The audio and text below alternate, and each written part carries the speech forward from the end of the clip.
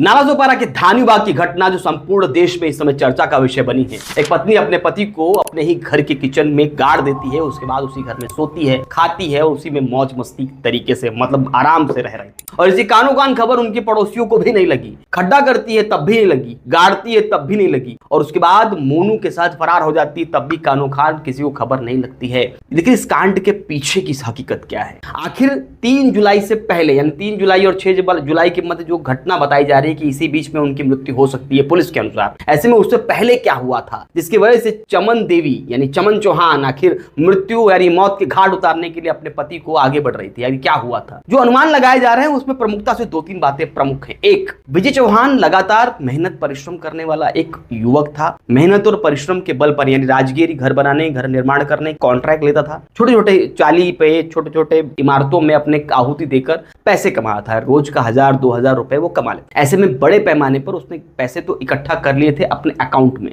लेकिन उस अकाउंट में इकट्ठा करते करते इस पैसे पर नजर चमन की भी थी। चमन को लग रहा था पैसा तो है पति के पास। घर जो लिया गया, चौल लिया गया था साई वेलफेयर सोसाइटी में, जो घर था वो भी चमन देवी के नाम पर था, चमन चौहान के नाम पर था। ऐसे में चमन को जो चाहिए था वो विजय से नहीं मिल पा रहा था, पैसे और घर। इनके अलावा उनको दिखा मोनू जो उनके घर के बगल में रह रहा था, 20 वर्ष का बच्चा कहें युवक, 20 वर्ष का युवक मोनू विश्वकर्मा की नजर उस औरत पर पड़ी जिसका नाम चमन चौहान। इन दोनों के बीच में बातचीत शुरू होती है। बातचीत शुरू होते होते प्रेम प्रसंग इतना प्रगाढ़ हो जाता है कि मोनू अब चमन के बगैर रह नहीं सकता। उसे वो देखना चाहता है, मिलना चाहता है। मिलते मिलाते बात इतनी बढ़ गई कि अब शादी करना चाहता है। लेकिन विवाह होगा कैसे जब तक विजय बीच में है और एक छोटा सा बच्चा जो 5 साल का है, विजय और चमन का। ऐसे में इन दोनों के बीच में मोनू अपने आप को अनकंफर्टेबल फील करने लगा, यानी कि वो अपनी मौजूदगी कहीं ना कहीं उसको दूर लगने लगी कि अब इन दोनों के बीच में यानी विजय पति के रूप में रहे, ये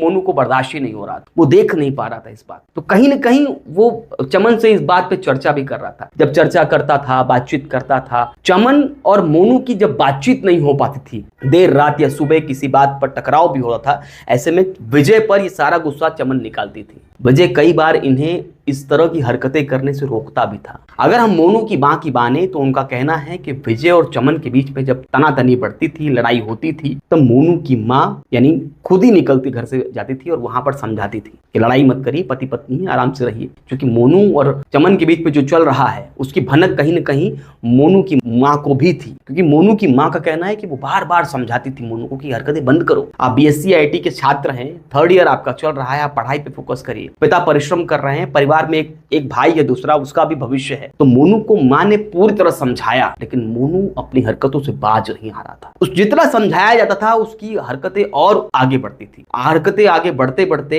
एक दिन मोनू अपने घर पर था। प्राप्त जानकारी के अनुसार चमन और विजय के बीच में काफी लड़ाई हुई। लड़ाई इतनी बढ़ गई, इतनी ज्यादा तनाव हो गया कि वो उस रात जो कांड वाला रात था वो तब्दील हो गया। मोनू और चमन ने आपस में चर्चा की और विजय को ठिकाने लगाने सोच लिया। हालांकि पोस्टमार्टम रिपोर्ट में अब यह साबित होना बाकी है कि मृत्यु कैसे की गई। उसे जहर दिया गया या उसे गला घोटा गया या उसके हाथ पैर पकड़ के उसको मारा गया या घर के सामान से मारा गया। ये सारी चीजें अभी संशयात्मक, क्योंकि पुलिस ने सारी चीजों में खुलासा नहीं किया है। लेकिन दोनों की मौजूदगी में ही हत्या हुई है, ऐसा सूत्रों के अनुसार से जो शुरुआती प्राथमिक जानकारी प्राप्त हो रही। इस घटना से ठीक पहले अगर मोनू की मां की माने तो मोनू की मां का साफ तौर पे कहना है कि वो लगातार इस पूरे घटनाक्रम में यानी जो प्रेम प्रसंग चल रहा था इस बारे में जानकारी विजय को भी दे रही थी। बता रही थी कि आपकी पत्नी ठीक नहीं है, उसका चाल चलन गड़बड़ है, वो लगातार मेरे बेटे को उस रास्ते पे ले जा रही है जिस रास्ते में निश्चित रूप से खाई है, निश्चित रूप से भयंकर होने वाला है, निश्चित रूप से काल मंडरा जाएगा मेरे बेटे के ऊपर, तो कहीं बचाओ इसको। वो कह रही थी कि ये चमन को जरा गांव भेज दीजिए। लेकिन विजय माफी मांगकर समझाकर उनकी मां को इज्जत और सम्मान को देखते हुए, समाज को देखते हुए, विजय भी कहीं ना कहीं इस बात को घोट भी रहा था, सहन भी कर रहा था और अपनी पत्नी को समझाने का प्रयास भी कर रहा था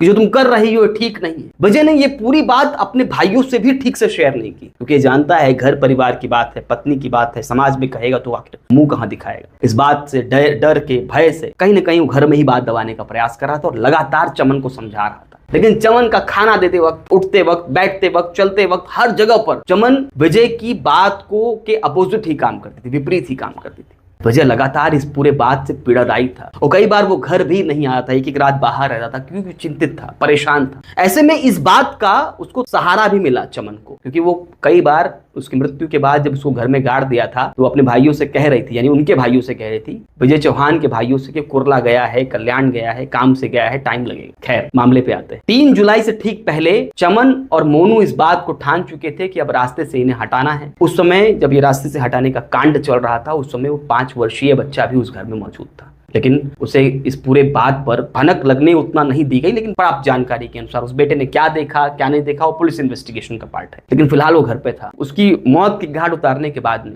चमन ने पहले लाश को, पहले बेड पे उसे लिटाया जाता है, चादर डाल दिया जाता है, बहुत सारे कपड़े, ताकि कोई देखे तो पहचान न पाए कि यहाँ पर इस कपड़ों के नीचे, इस चादर के नीचे विजय चौहान की लाश है। तब वो बेड के नीचे ही खड्डा करना शुरू करती है, बेड को साइड कर देती है, खड्डा करना चालू करती है, खड्डा गहरा हो जाता है। लेकिन यहाँ पर कई सारे सवाल छूट जाते हैं कि खड्डा करते वक्त अगल बगल के लोगों को आवाज नहीं आई, और आवाज नहीं आई तो वो आवाज गई कैसे, कहाँ गई? खैर, खड्डा किया जाता है, इतना खड्डा कर दिया जाता है कि उसमें विजय चौहान समाहित हो जाता है। उसके ऊपर मिट्टी डाल दी जाती है, मिट्टी डाल के उसको दबा दिया जाता है, फिर उसके ऊपर टाइल्स लगाने की प्रक्रिया चालू होती है। प्राप्त जानकारी के अनुसार चमन चौहान पहले अपने नाके पे जाती है, धानीबाग के ही नाके पे जाती है और लेबर ढूंढती है। लेबर कहता है मैं 800 रुपए लूंगा, 800 रुपए की बात होती है दिहाड़ी के हिसाब से, लेकिन बाद में वो कहती है कि नहीं, आपको मात्र वहां पर जाके कुछ सुनाई नहीं करना है, आपको लैट्रिन का टैंक बनाना है। तो वो लेबर कहता है लैट्रिन का टैंक बनाना है, 3,500 से कम नहीं लूंगा। तब चमन कहती है नहीं, तुम जहां बोल रहे हो, मैं कहीं और से देख लेती हूँ। ऐसे में वो कहीं और जाती है, फिर ढूंढती है, तब उन्हें मिलता नहीं है। तब वो बात करती है विजय चौहान के ही भाई से, और वो तैयार हो जाते हैं, क्या ठीक है भाभी की बात है, हम पहुंच जाते हैं। टाइल्स लगा देता है। समझिए, उसको पता नहीं है कि उसके नीचे उसका भाई मरा पड़ा है, लाश उसके नीचे। खैर, वो बिछा देता है टाइल्स, लेकिन उसके बाद जब देखती है कि टाइल्स बिछ चुकी है, मामला शांत होते हुए नजर आ रहा है, अभी कुर्लाएं भाई है, लगातार छोटे भाई पूछने आ रहे हैं, बड़े भाई पूछने आ रहे हैं, ऐसे में उसको लगता है कि अब मोनू से बात करके फरार हो जाना ठीक है।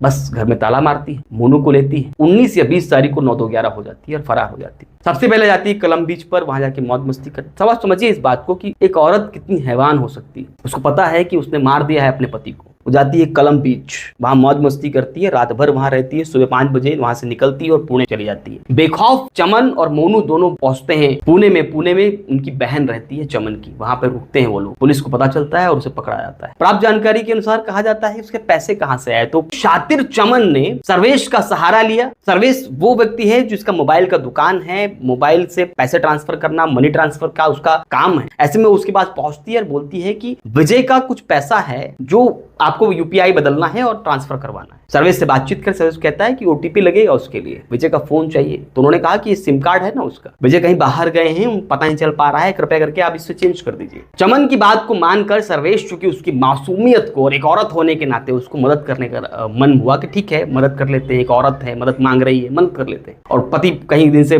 सामने नहीं आ रहा है, मिल नहीं रहा है, तो उसकी मदद करना चाहिए भी। सर्वेश ने इस तरीके से भोलेपन को देखते हुए उसकी मदद की। पिन बदला, पैसे अब उनके पास पूरे आ चुके थे। किसके पास? चमन के पास। अब चमन ने सर्वेश से बोला कि अब सर्वेश ने बोला इतने दिन से आए नहीं, चलिए एफआईआर करा देते हैं, पता करेगा पहला पुलिस स्टेशन में, एफआईआर कराने के बाद जल्दी पता चल जाएगा। तो उन्होंने बोला कि नहीं, अब एक काम करिए, रुकिए, मैं गोरेगांव जाके आती हूँ, वहां पे मेरे भाई वगैरह रहते हैं, मेरे परिवार के लोग रहते हैं, मैं उनको लेके आती हूँ, उसके बाद इनके भाई को लेके जाके एफआईआर करेंगे। इस खतरनाक बात पर आप समझिए चमन की मानसिकता कितनी तेज थी। वो बराबर लगातार षड्यंत्र कर रही थी, सबूत को मिटाने का प्रयास कर रही थी, लगातार षड्यंत्र इस कदर कर रही थी कि उसको घर भी चाहिए, पैसा भी चाहिए, लेकिन विजय नहीं चाहिए, विजय को रास्ते से हटाना ही था। फिर मोनू को लेती है, फरार हो जाती, जो घटना मैंने पहले बताई। इस संपूर्ण घटनाक्रम में नाथद्वारा के धानीबाग से लेकर उत्तर प्रदेश के जौनपुर तक रोते बिलखते हुए उनके परिवारजन जो विजय के दिखाई दिए। तो मोनू के परिवार वाले भी परेशान हैं, पुलिस चौकी के चक्कर काट रहे हैं। मोनू और चमन की इस गलती का पूरा असर सबसे अधिक विजय के परिवार पर और मोनू के परिवार पर पड़ रहा है। यहाँ पर मोनू और विजय दोनों का परिवार अब पूरी तरह त्रस्त हो चुका है। खासकर मोनू का परिवार अब अपने भाई,